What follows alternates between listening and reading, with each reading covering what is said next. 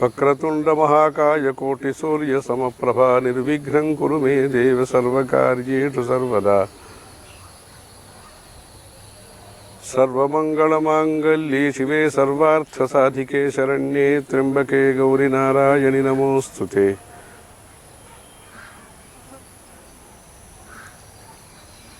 श्रीरामचंद्रः श्रितपारिजातः समस्तकल्याणगुणाभिरामः सीतामुखाम्भोरुहचञ्चरीकः निरन्तरं मङ्गलमातनोतु रामाय रामभद्राय रामचन्द्राय वेधसे रघुनाथाय नाथाय सीताय पतये नमः। अयोध्या मथुरा माया काशी काञ्ची अवन्तिका पुरी द्वारवती चैव सप्तैता मोक्षदायिकाः। நம்முடைய நாட்டிலே மோட்சத்தை அளிக்கக்கூடிய ஞானத்தை அளிக்கக்கூடிய சிறப்பான நகரங்களிலே முதலிடத்தை பெற்றிருப்பது அயோத்தியா. முதன்மையான இடத்தை பெற்றிருப்பது காஞ்சி. முக்தி தரும் நகரேழில் முக்கியமாம் காஞ்சி நகர். இறைவன் அவ்வப்பொழுது மக்களை காப்பதற்காக பரித்ராணாய சாதூனாம் விநாசாய ச துஷ்கிருதாம் தர்ம சம்ஸ்தாபனார்த்தாய சம்பவாமி யுகே யுகே என்று சொன்னபடி தர்மத்தை ஸ்தாபனம் செய்வதற்காக நிலைநாட்டுவதற்காக மக்களுக்கு நல்ல சிந்தனையை அளிப்பதற்காக நல்லோர்களை காப்பதற்காக வெவ்வேறு உருவத்தை தரித்து ஸ்வீகரித்து இந்த பூவுலகத்திலே சஞ்சரிக்கிறார், அனுகிரகிக்கிறார். அப்படித்தான் பல அவதாரங்கள் ஏற்பட்டிருக்கின்றன. அந்த வரிசையிலே ராமாவதாரமானது மக்களை மனிதர்களாக வழி நடத்துவதற்காக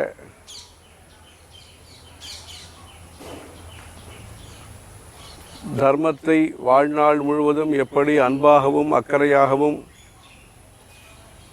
செய்ய வேண்டும், அந்யோன்யமாக மக்கள் பொது வாழ்விலே ஈடுபட வேண்டும், பெரியோர்களை மதிக்க வேண்டும், பெற்றோர்களை மதிக்க வேண்டும்,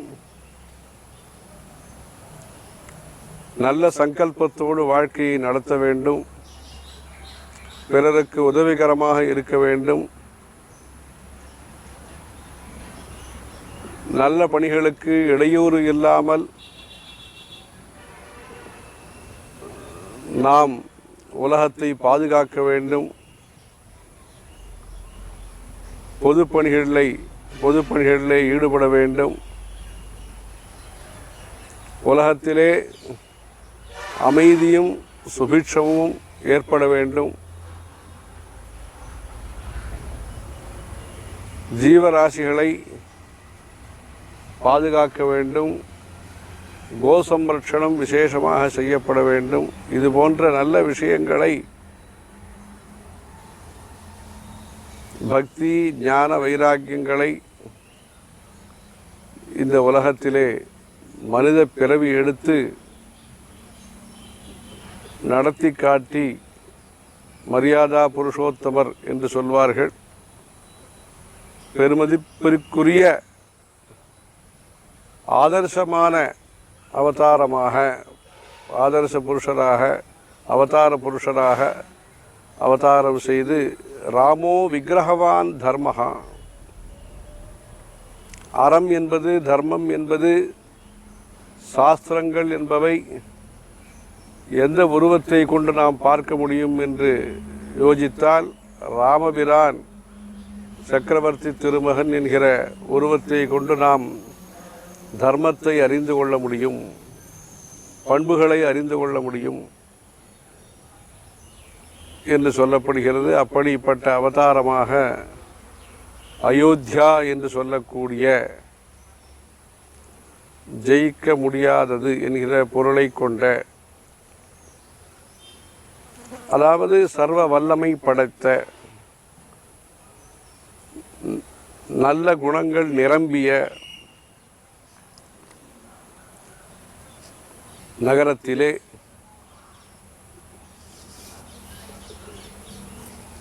மகாவிஷ்ணுவின் அவதாரமாக தோன்றியவர் ராமபிரான்.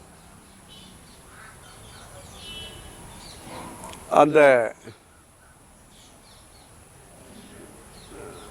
ராமபிரான் தோன்றுவதற்கு முன்பாக வைகுண்டத்திற்கு சென்று தேவர்கள் எல்லாம் இந்த பூவுலகத்திலே நடைபெறக்கூடிய பல்வேறு கஷ்ட நஷ்டங்களை விண்ணப்பித்து தீர்வை கோரிய பொழுது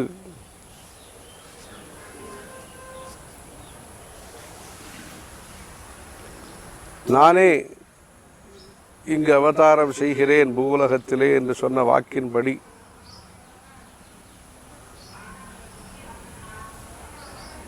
சந்தாபக்னம் சகல ஜகதாம் ஷார்ங்க சாபாபிராமம் லக்ஷ்மீ வித்யுல்லசிதமதசி குச்ச சச்சாஜகாயம் வைகுண்டாக்கியம் முனுஜனமனச்சாதகானாம் சரண்யம் காருண்யாபம் திரிதச பரிஷத் காலமேகந்ததர்ஷ. திரிதச பரிஷத் தேவர்களுடைய சமூகமானது சந்தாபக்னம் சகல ஜெகதாம் அனைத்து உலகத்திற்கும் இருக்கக்கூடிய தாபங்களை, குறைகளை, ஏக்கங்களை போக்கக்கூடிய அந்த சக்தியை தரிசித்தது என்று சொல்கிறார்கள். அந்த மகாவிஷ்ணுவானவர், காக்கும் கடவுளான மகாவிஷ்ணுவானவர் தசரதருக்கு புத்திரராக அவதாரம் செய்தார். அந்த ராமபிரானுடைய திவ்ய மகிமையினாலே இந்த பூ உலகம், குறிப்பாக நம்முடைய பாரத தேசமானது பெருமை கொள்கிறது, புகழை அடைந்திருக்கிறது, புண்ணியத்தை அடைந்திருக்கிறது.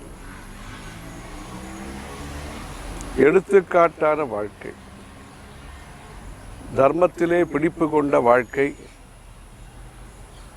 பக்தியோடு சேர்ந்த வாழ்க்கை, வீரமும் விவேகமும் விசுவாசமும் வினயமும் விகாசமும் சேர்ந்த ஒரு வாழ்க்கை, அனைவருக்கும் நல்லதை செய்ய வேண்டும் என்கிற சிறந்த எண்ணம். அதாவது நாரத முனிவரிடத்திலே கேட்கிறார்கள், கோன்வஸ்மின் சாம்பிரதம் லோகே குணவான் கஷ்ட வீரியவான் தர்மஜ்ஞஸ்ச கிருதஜ்ஞஸ்ச சத்யவான் கோ திருடவ்ரதः சாரித்ரேண ச கோ யுக்தः என்பதாக ஒரு நீண்ட ஒரு வர்ணனை. அதாவது இப்படிப்பட்ட குணங்களை உடைய சிறந்த மனிதர் தற்காலத்திலே யார் என்று கேள்வி கேட்கப்படுகிறது. ஏனென்றால் உலகம் முழுவதையும் அறிந்தவர் நாரத முனிவர். எல்லா இடத்திலேயும் நல்லவர்கள் கெட்டவர்கள் எல்லா இடத்திலேயும் அவருக்கு ஒரு என்ன சொல்றது, ஒரு நுழைவு உண்டு. சென்று பார்க்கக்கூடிய, அனைவரிடத்திலேயும் பழகக்கூடிய, ஒரு சரளமாக பழகக்கூடிய, பக்தியை பரப்பக்கூடியவர் நாரதர். அனைவர் உள்ளத்திலேயும் நல்ல சிந்தனையை உருவாக்கக்கூடியவர். அவருக்கு உலக விவகாரங்களை பற்றிய ஞானம் முழுமையாக உண்டு. ஆகவே அவரிடத்திலே கேட்கிறார்கள். அவர் வால்மீகி முனிவருக்கு சொல்லி, இந்த மாதிரி ராமர் என்று ஒருவர் இருக்கிறார் என்று சொல்லி அவருடைய குணங்களை சொல்லத் தொடங்குகிறார். அதுதான் வால்மீகி ராமாயணமாக விரிகிறது. அந்த வால்மீகி ராமாயணமானது பல மொழிகளிலே, இந்திய மொழிகளிலே மற்றும் வெளிநாடுகளிலேயும் அந்த ராமாயணம் பிரபலமாக இருக்கிறது. அந்த ராமருடைய கோவில்கள் நம்முடைய தமிழ்நாட்டிலேயும் நிறைய இருக்கின்றன. ராமபிரானை பற்றி தியாகராஜ சுவாமிகள் போன்றவர்கள் நிறைய கீர்த்தனங்களை எழுதியிருக்கிறார்கள். அந்த ராமநாம ஜபத்தினுடைய முக்கியத்துவமும் நம்முடைய பாரத தேசத்திலே மிகவும் பிரசித்தமாக இருக்கிறது.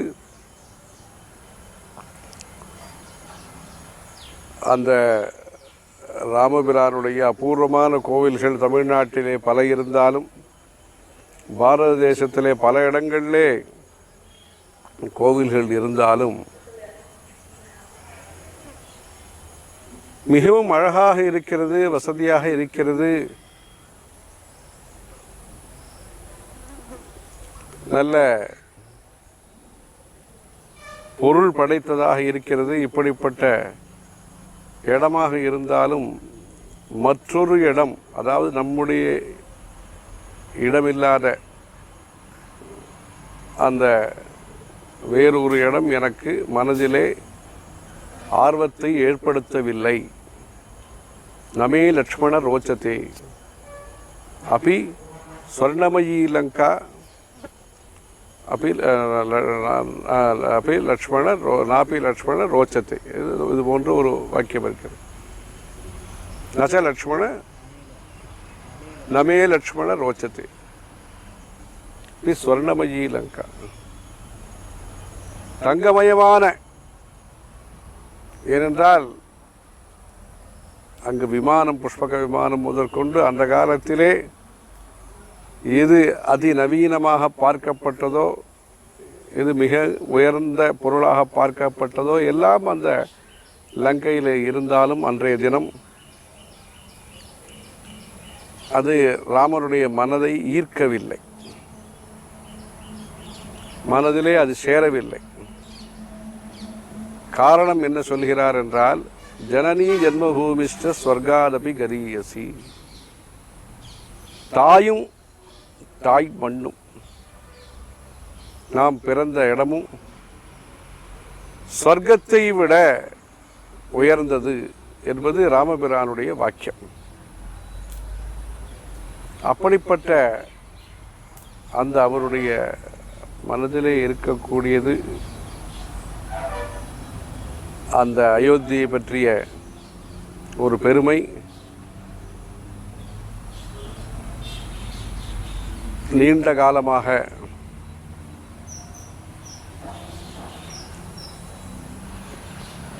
மக்களுடைய, பக்தர்களுடைய எதிர்பார்ப்பு இருந்து வருகிறது.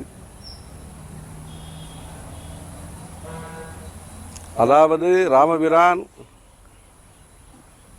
பாலத்தை கடந்து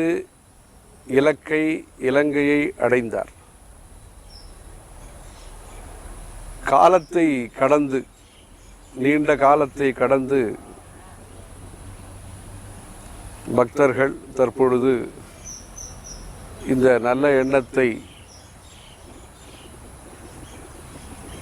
நம்பிக்கையுடன் எதிர்பார்த்து, நல்ல நேரத்தை எதிர்பார்த்து ராமபிரானுடைய பிறந்த இடத்திலே நல்லதொரு கோவில் அமைய வேண்டும் என்கிற ஒரு பிரார்த்தனையுடன் பல்வேறு முயற்சிகளை செய்து தற்பொழுது அந்த புண்ணியமான இடத்திலே கோவில் அமைப்பதற்கான முயற்சிகள் நடைபெற்று கொண்டிருக்கக்கூடிய இந்த நேரத்திலே அன்றைய தினம் பக்தர்கள் ஸ்ரீராம் ஜெயராம் ஜெய ஜெயராம் என்கிற இந்த ராமபிரானுடைய திவ்ய நாமங்களை 108 தடவை ஜபம் பாராயணம் செய்வதும், நல்ல முறையிலே தங்கு தடையின்றி, தாமதமின்றி, தீங்கு இன்றி நல்ல முறையிலே அந்த ராமபிரானுடைய திவ்யமான பவ்யமான கோவில் அமைவதற்கும் பிரார்த்தனைகளை செய்வதுடன் ஆங்காங்கு இருக்கக்கூடிய இடத்திலிருந்து அதை பிரார்த்தனைகளிலே ஈடுபட்டு அந்த ராம பக்தியிலே ஈடுபடுத்தி கொள்ள வேண்டும். காஞ்சிபுரத்திற்கும் அயோத்திக்கும் காஞ்சி மடத்திற்கும் இந்த முயற்சிகளுக்கும் ஒரு தொடர்பையும் நாம் காண முடிகிறது. காஞ்சிபுரத்திற்கும் அயோத்திக்கும் உள்ள தொடர்பானது அம்மனுடைய மகிமைகளை தெரிவிக்கக்கூடிய லலிதோபாக்கியானம் என்கிற புஸ்தகத்திலே புராணத்திலே 39வது மற்றும் 40வது அத்தியாயங்களிலே குறிப்பிடப்படுகிறது. அதன்படி சூரிய வம்சத்தை சார்ந்த தசரதர் பங்கிரதர் அவருடைய கனவிலே அம்பாள் தரிசனம் அளித்து, அதாவது நம்முடைய இந்திய தேசத்திலே குலதெய்வம் என்கிற ஒரு பாரம்பரியம் இருந்து வருகிறது.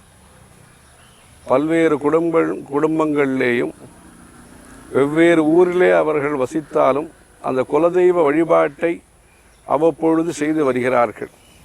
ஏதோ ஒரு கிராமமாக இருக்கலாம், எங்கேயோ வெகு தூரத்திலே இருக்கலாம்.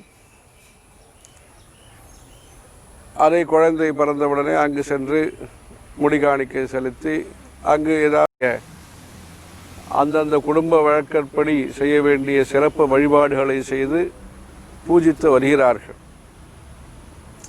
அந்த சூரிய வம்சத்தினுடைய குலதெய்வமாக விளங்குவது அம்பாள். அந்த அயோத்தியிலேயும் ஒரு அம்மன் கோவில் இருக்கிறது. அதிலே அந்த அம்மனுடைய தரிசனத்தை அந்த சொப்னத்திலே அவர் கண்டு,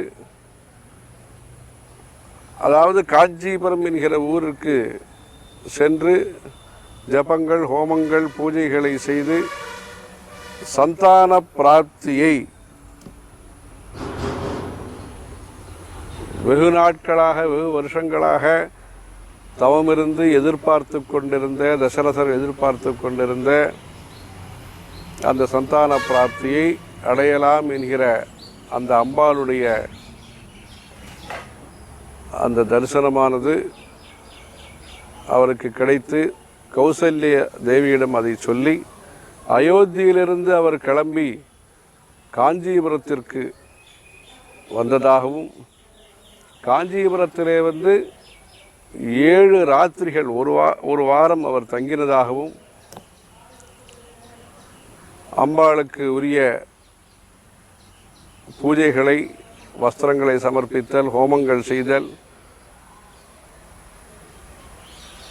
அங்கே இருக்கக்கூடிய அறிஞர் பெருமக்களை கௌரவித்தல், இது போன்றெல்லாம் நல்ல பணிகளை எல்லாம் செய்து நியம நிஷ்டைகளுடன் 7 ராத்திரிகள் அங்கு தங்கி இருந்து அம்பாளுடைய ஸ்தோத்திரத்தை அவர் செய்து, பிறகு ஆகாசவாணியாக அந்த அம்பாளுடைய அசரீரி வாணி, அதாவது வாக்கு கேட்டு பவிஷ்யந்தி மதம் சாஸ்தே சத்வார ஸ்தலயான் ருபா என்பதாக என்னுடைய அம்சத்துடன் 4 குழந்தைகள் உங்களுக்கு பிறப்பார்கள் என்பதாக காமாட்சி அம்பாளுடைய அனுகிரகத்தை அவர் கேட்டு பெற்று, இப்படியாக அந்த அயோத்திக்கும் காஞ்சிபுரத்திற்கும், ஏனென்றால் பஞ்சபூத ஸ்தலங்களிலே பிருத்திவி க்ஷேத்திரமாக இருப்பது காஞ்சிபுரம். சக்தியினுடைய வழிபாட்டிலே பஞ்சபூத ஸ்தலங்கள் என்று இருப்பதாக தெரிகிறது. அதிலே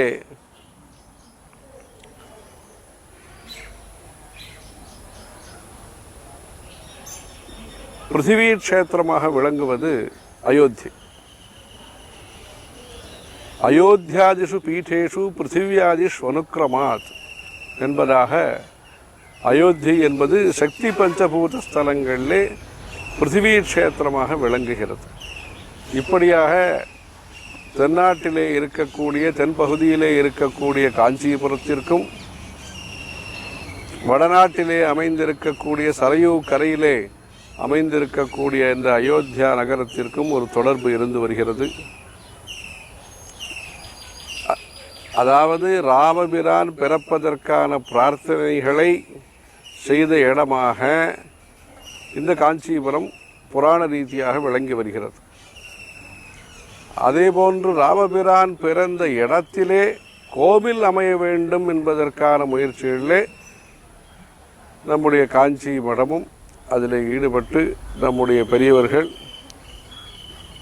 வெகு காலமாக இந்த நல்ல பணி சிறப்பாக நடைபெற வேண்டும் என்பதற்காக இரண்டு பெரியவர்களும் பல முயற்சிகளையும் செய்திருக்கிறார்கள்.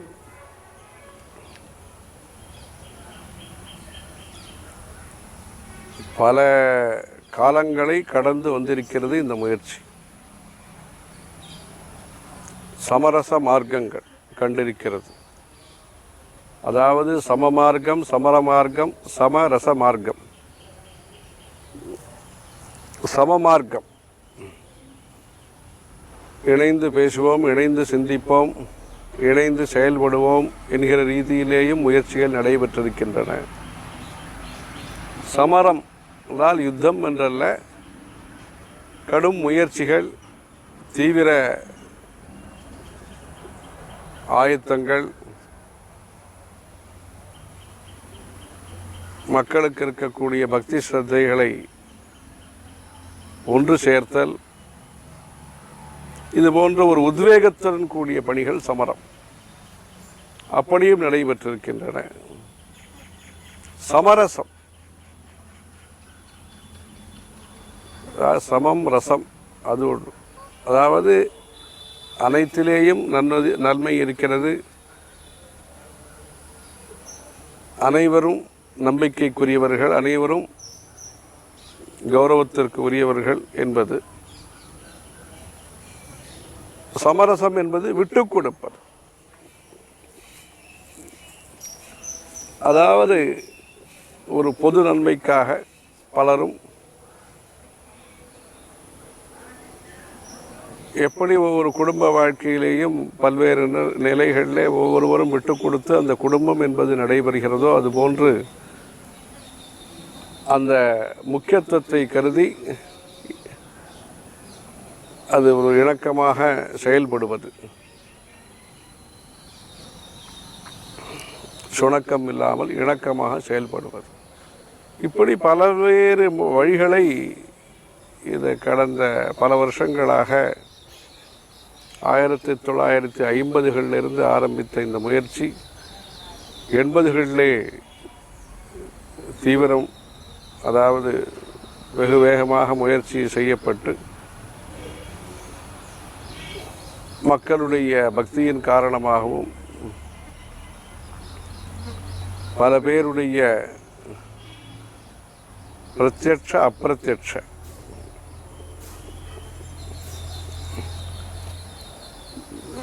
நேரடியாகவும்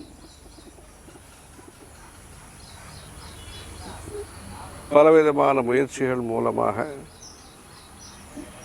தற்பொழுது நல்ல ஒரு தீர்வு காணப்பட்டு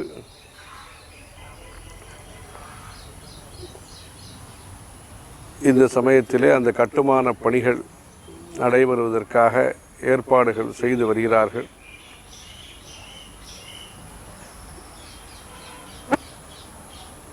அரசாங்கத்தின் மூலமாகவும் அவ்வப்பொழுது பல முயற்சிகளும் தீர்வு காணுவதற்காக முயற்சிகளும் மேற்கொள்ளப்பட்டு வந்திருக்கின்றன. பல்வேறு அரசாங்கங்களும் இதற்கான முயற்சிகளிலே ஈடுபட்டிருக்கிறார்கள் இதுவரையிலே. அப்படி பலரும் நம்முடைய மகா பெரியவர்களை, நம்முடைய பொது பெரியவர்களை சந்தித்து பேசியிருக்கிறார்கள்.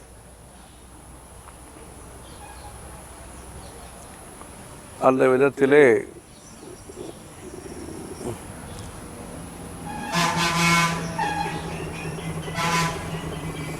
ஆயிரத்தி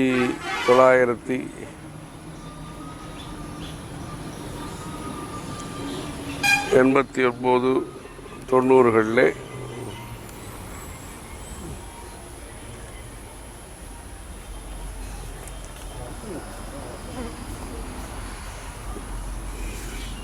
ஜார்ஜ் பெர்னாண்டஸ் அவர் ரயில்வே துறை மந்திரியாக இருந்த பொழுது மத்திய அரசாங்கத்திலே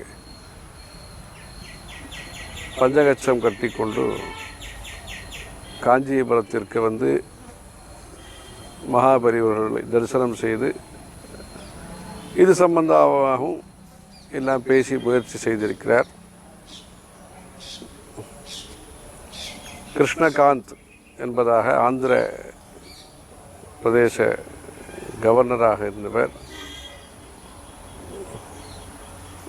அவருடன் 2 பிரமுகர்கள், ஒருவர் பீகார் மாநில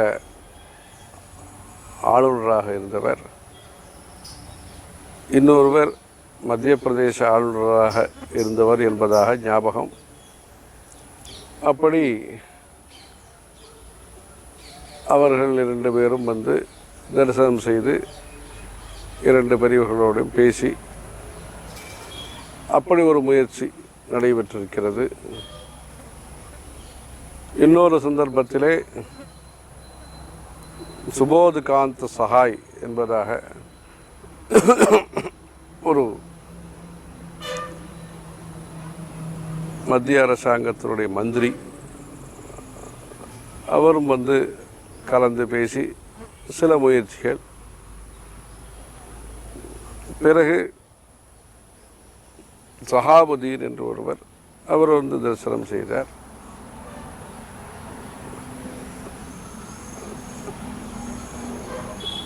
சுப்பிரமணிய சுவாமியுடன் சேர்ந்து வந்திருந்தார். பிறகு அடல் பிஹாரி வாஜ்பாய் அவர்களுடைய ஆட்சி காலத்திலே நம்முடைய புது பெரியவர்கள்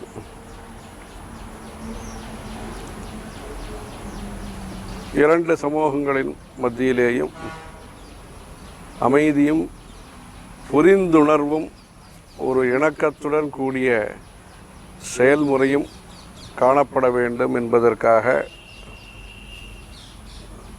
அடல் பிஹாரி வாஜ்பாய் அவர்கள் பிரதமராக இருந்த நேரத்திலே பல்வேறு தரப்பை சார்ந்தவர்களோடும் கலந்து பேசி ஒரு அமைதியான இணக்கமான சூழலும் சூழ்நிலையும் வருவதற்காக பெருமுயற்சி மேற்கொண்டார்கள்.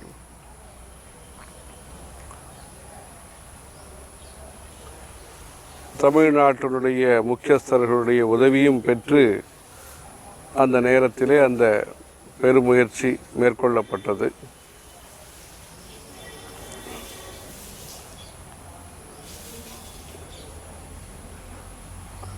ஆயிரத்தி 1986 வருஷம்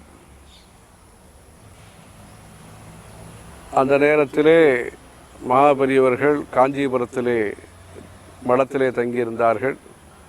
புது பெரியவர்கள் அலகாபாத்திலே பிரயாக க்ஷேத்திரத்திலே அங்கு இருக்கக்கூடிய காஞ்சி மடத்தை சார்ந்த சங்கர விமான மண்டபம் கும்பாபிஷேக நிகழ்ச்சி கருதி அங்கு முகாமிட்டிருந்தார்கள்.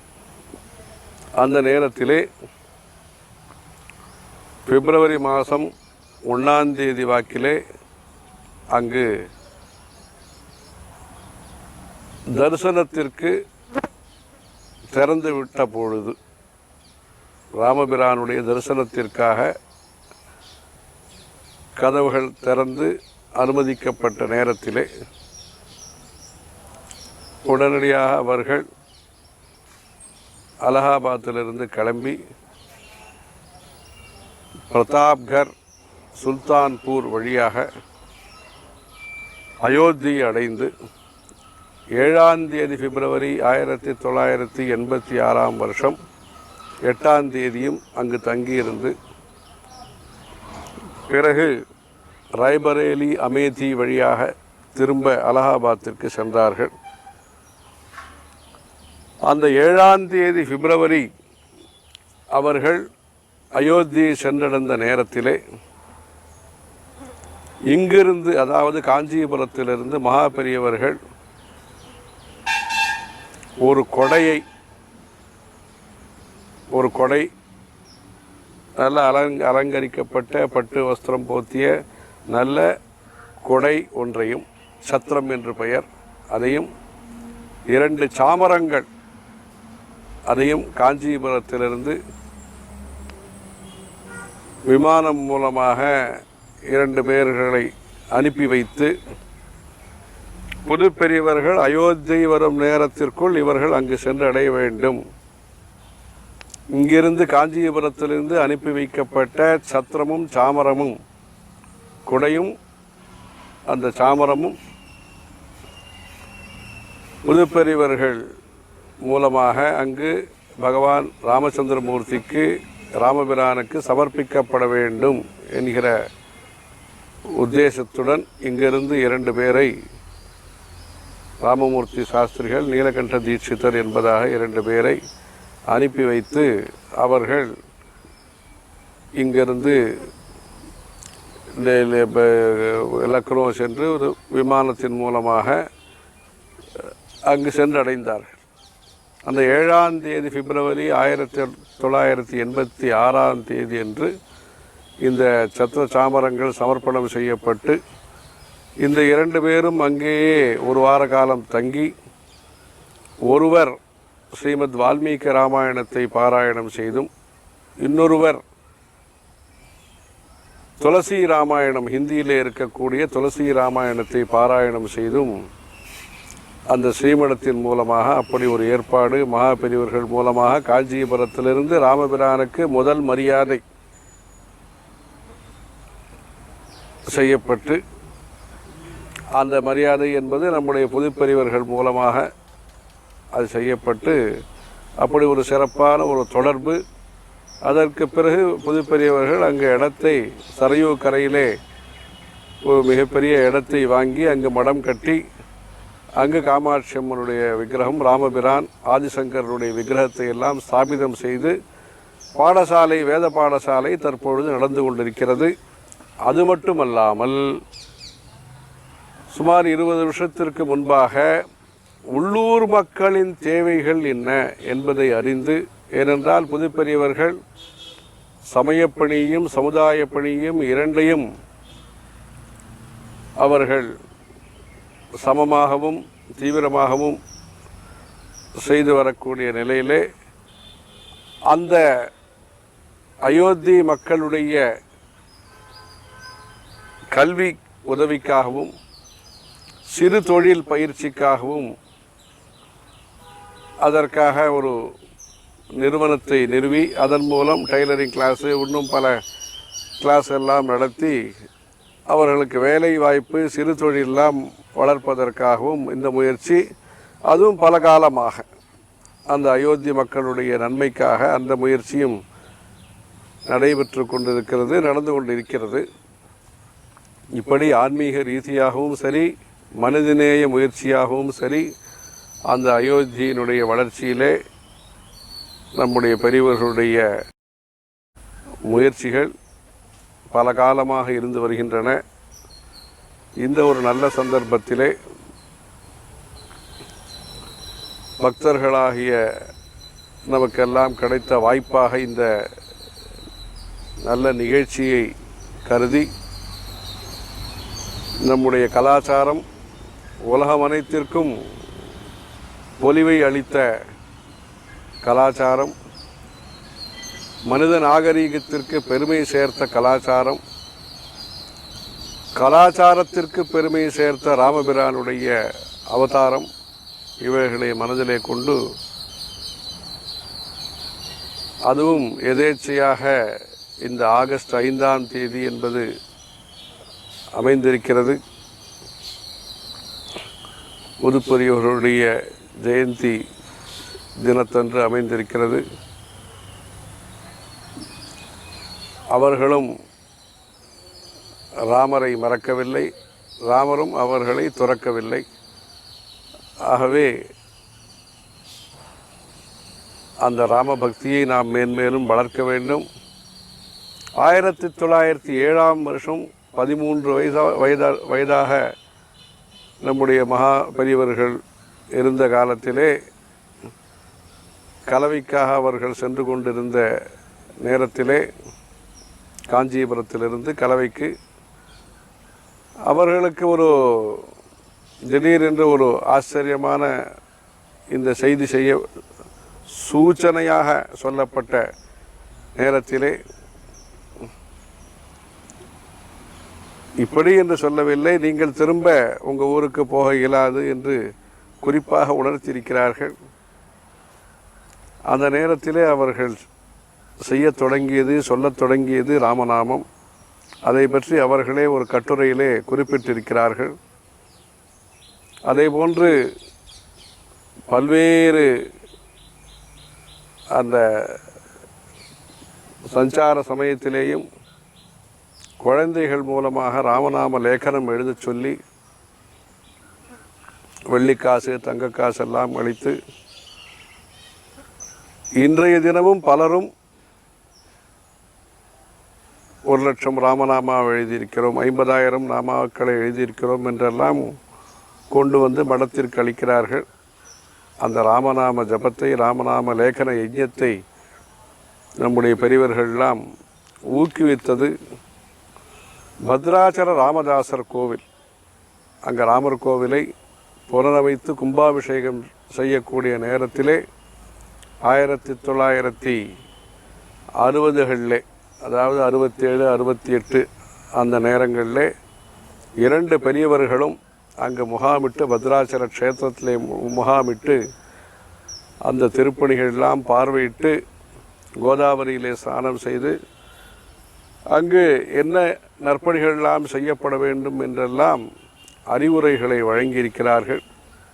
இப்படி ராமபிரானுடைய க்ஷேத்திரத்தோடும் ராமர் கோவில்களோடும் பல்வேறு தொடர்புகள் இருக்கக்கூடிய இந்த சந்தர்ப்பத்திலே மேன்மேலும் நம்முடைய நாட்டிலே பக்தி வளர வேண்டும், கலாச்சாரம் வளர வேண்டும். அனைவரும் பல்வேறு பாஷைகள், பல்வேறு நம்பிக்கைகள் இருக்கக்கூடிய இந்த நாட்டிலே பலரும் இணைந்து நம்முடைய நாட்டினுடைய நன்மைக்காக, மனித நாகரிகத்தை காப்பதற்காக, பக்தியை, சம்பிரதாயங்களை கடைபிடிப்பதற்காக நவீனமும் பிராச்சீனமும் கலந்த ஒரு நவநாகரீகமும் உண்மையான நாகரீகமும் இருக்கக்கூடிய இந்த நல்ல நாட்டிலே நல்ல வளர்ச்சிகள் ஏற்பட்டு, சுபிட்சம் ஏற்பட்டு, ராமராஜ்யம் என்று சொல்லக்கூடிய நல்ல நிலை ஏற்பட்டு, இந்த பகுதியும் சரி, அயோத்தியா, இந்த பேர் இந்தியாவிலே இருக்கக்கூடிய பேர் தாய்லாந்திலே இருக்கிறது. இப்படி பல இடத்திலேயும் இந்த அயோத்தியா என்கிற பெயர் இருக்கிறது. அந்த ஒரு ராமருடைய புகழ், ராமருடைய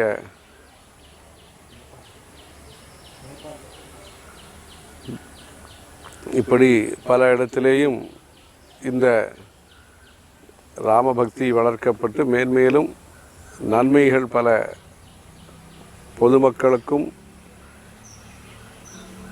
இந்திய மக்களுக்கும் கிடைப்பதற்கு ஒரு உத்வேகத்தையும் ஒரு வழிகாட்டுதலையும் ஒரு சக்தியையும் அளிக்கக்கூடிய சந்தர்ப்பமாக இந்த நிகழ்ச்சி சிறப்பான முறையிலே நடைபெற்று மேன்மேலும் நம்முடைய நாட்டிலே பாரம்பரியம் காப்பாற்றப்பட்டு, பக்தி காப்பாற்றப்பட்டு, நல்ல நெறிகளை நாம் வாழ்க்கையிலே பின்பற்றக்கூடிய சக்தியுடன் கூடியவர்களாக, தர்மோ ரட்சதி ரட்சிதா என்கிற விதத்திலே அறத்தை நாம் காத்து அந்த அறம் நம்மை காக்கும் விதமாக நல்ல சந்தர்ப்பங்கள் அமைய வேண்டும். ஹரஹர சங்கர, ஜெய ஜெய சங்கர. கொண்டாடுவது, உரிமையை கொண்டாடுவது என்று 2 இருக்கின்றன.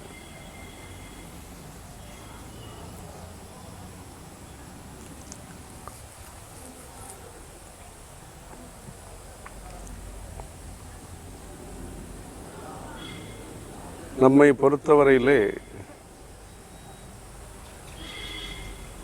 எப்படி அயோத்தி என்பது நமக்கு முக்கியமோ அதே போன்று நேபாள தேசத்தில் இருக்கக்கூடிய ஜனக்பூர் என்பதும் முக்கியமானது. அங்கு சீதாதேவியினுடைய ஊர், அது ஜனகருடைய ஊர், அதுவும் முக்கியமானது, மரியாதைக்குரியது, அன்புக்கு உரியது.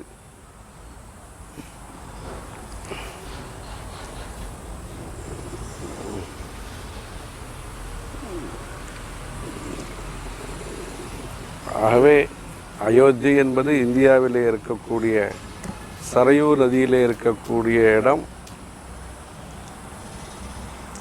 அவ்வப்பொழுது அவரவர்கள் சொல்லக்கூடிய சில வித்தியாசமான கருத்துக்களை வினோதமாக பார்க்க வேண்டுமே ஒழிய விரோதமாக நாம் பார்க்கக்கூடாது. அயோத்தியினுடைய அந்த கட்டமைப்பு என்பதானது ஆன்மீகத்தை மையமாக கொண்டு அமைய வேண்டும்.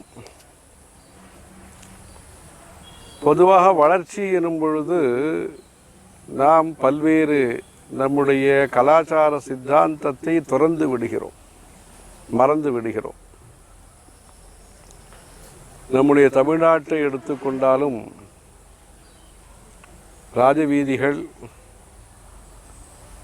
மாட வீதிகள், சந்நிதி தெருக்கள் அதனுடைய தொன்மையிலிருந்து மாறி, தன்மையிலிருந்து மாறி காணப்படுகின்றன. வளர்ச்சி என்கிற பெயரிலே அந்த கோவிலை சுற்றி இருக்கக்கூடிய பிரதேசங்களுடைய உருவம் மாற்றப்படுகிறது. செயல்முறைகள் அதற்கடுத்தாற் போல் மாறுகின்றன. கோவிலுடைய முழு செயல்பாடுகள் முடக்கப்படுகின்றன. அதாவது முழுமையாக முடக்கப்படுகின்றது என்றல்ல, சிறிதாக்கப்படுகிறது. கோவில் என்பது வெறும் வழிபாட்டு மாத்திரம் நடைபெறுகிறது. உற்சவங்களிலேயோ மற்ற கோவில் சார்ந்த கலாச்சார பணிகளோ குறைந்து விடுகின்றன. ஆகவே இந்த புதியதாக இந்த அயோத்தியை விரிவாக்கம் செய்யும் பொழுது நம்முடைய கலைகள், நம்முடைய சங்கீதம், நாட்டியம், வேதங்கள், உபனிஷத்துகள், பூஜைக்கு உரிய நந்தவனங்கள், நம்முடைய சாஸ்திரங்களையும் சரித்திரங்களையும் தெரிந்து கொள்ளக்கூடிய கண்காட்சிகள், இப்படியாக தர்ம பிரச்சாரத்தையும் பக்தர்களுடைய வசதியையும் மனதிலே கொண்டு, வசதி என்றால் தேவைக்கு ஏற்ப என்றல்ல, குறைந்தபட்ச வசதிகளை மனதிலே கொண்டு, அதாவது எந்த ஊரை எப்படி நிர்மாணம் செய்ய வேண்டும், அதாவது பக்திக்குரிய நகரத்தை அதற்குரிய முறையிலே நாம் மேம்படுத்த வேண்டும். நிர்வாகத்திற்குரிய நகரத்தை நிர்வாகத்திற்கு தகுந்தாற்போல் மேம்படுத்த வேண்டும். வியாபாரத்திற்குரிய நகரத்தை வியாபாரத்திற்குரிய முறையிலே மேம்படுத்த வேண்டும். ஆகவே அதிலே குழப்பமில்லாத வகையிலே பக்தர்களுக்கு வேண்டிய ஸ்நான கட்டங்கள், அவர்களுக்கு நல்ல குடிநீர், அவர்கள் தங்குவதற்கான வசதிகள், பல்வேறு பாடசாலைகள், பல மொழிகளை சார்ந்தவர்களும் பல நாட்டை சார்ந்தவர்களும், ஏனென்றால் ராமர் பலவாறாக பார்க்கப்படுகிறார். பகவானாக பக்தர்களாலும் சரித்திர ஆர்வலர்களால் ஒரு ஆதர்சமான புருஷராகவும் எடுத்துக்காட்டான மனிதராகவும் உலக மக்களால் பண்பாட்டை பரப்பிய பரம வீரராகவும் அவர் பார்க்கப்படுகிறார். ஆகவே பலருக்கும் இடமளித்து, பக்தர்களுக்கும் இடமளிக்க வேண்டும், அவரை பூஜிக்கக்கூடிய பக்தர்களுக்கும் இடமளிக்க வேண்டும், அவரை விரும்பக்கூடிய அன்பர்களுக்கும் இடமளிக்க வேண்டும், அவர்களை ராமரை வியந்து பார்க்கும் வெளிநாட்டினருக்கும் நாம் தகுந்த இடத்தை அளித்து இப்படி நேஷனல் மற்றும் இன்டர்நேஷ்னல் என்கிற விதத்திலே அந்த நகரத்தினுடைய மறுசீரமைப்பு என்பது நல்ல முறையிலே செய்யப்பட்டு தற்பொழுது வாய்ப்புகளும் வசதிகளும் சேர்ந்திருப்பதனாலே அனைவரும் இதில் இணைந்து செயல்பட வேண்டும். பிபிபி என்று சொல்கிறார்களே, பிரைவேட் பப்ளிக் பார்ட்னர்ஷிப், அதுபோன்று அரசாங்கமும் சரி தனியார்களும் சரி அனைவரும் சேர்ந்து, ஏனென்றால் இறைவனுடைய படைப்பிலே பல பொக்கிஷங்கள் இருக்கின்றன. நாம் வளர்வதற்கான பல பொருட்களை அவர் அளித்திருக்கிறார். மக்கள் சுமூகமாகவும் சாந்தமாகவும் இருந்து இறைவன் அளித்ததை சரியான முறையிலே புரிந்து கொண்டு பகிர்ந்து கொண்டு செயல்படும் பொழுது உலகத்திலே சுபிட்சமும் சாந்தியும் நிலவுகிறது. ஏதோ ஒரு தவறாக புரிதலின் காரணமாகவோ அவசரப்போக்கின் காரணமாகவோ அல்லது பேராசையின் காரணமாகவோ செயல்படும் பொழுது கஷ்டமான காலத்திலேயும் கஷ்டம் அதிகரிக்கிறது. அதுதான் ஒரு மாதமாக நாம் பார்த்து கொண்டிருக்கக்கூடிய ஒரு இந்தியாவை சுற்றி இருக்கக்கூடிய சூழ்நிலை. ஆகவே இந்த சந்தர்ப்பத்திலே நல்ல பண்புகள் வளர்ந்தால்தான் அந்த இறைவனுடைய அருமையான படைப்பினுடைய பலனை அனைவரும் ஏழைகளிலிருந்து அனைவரும் பெற முடியும். ஆகவே அந்த புரிந்துணர்வை, அண்டர்ஸ்டாண்டிங்கை நமக்கு அளிக்கக்கூடியது கலாச்சாரம். அந்த கலாச்சாரத்தினுடைய சாரமாக அடையாளமாக தலைவராக விளங்குவது ராமபிரான். ஆகவே இந்த நேரத்திலே ராமபிரானுடைய பக்தியும் சரி, ராமபிரானுடைய தத்துவங்களும் மக்களை சென்றடையும் விதத்திலே அந்த அயோத்தியினுடைய புனர் நிர்மாணம் என்பது அமைவது மிக பொருத்தமாக இருக்கும்.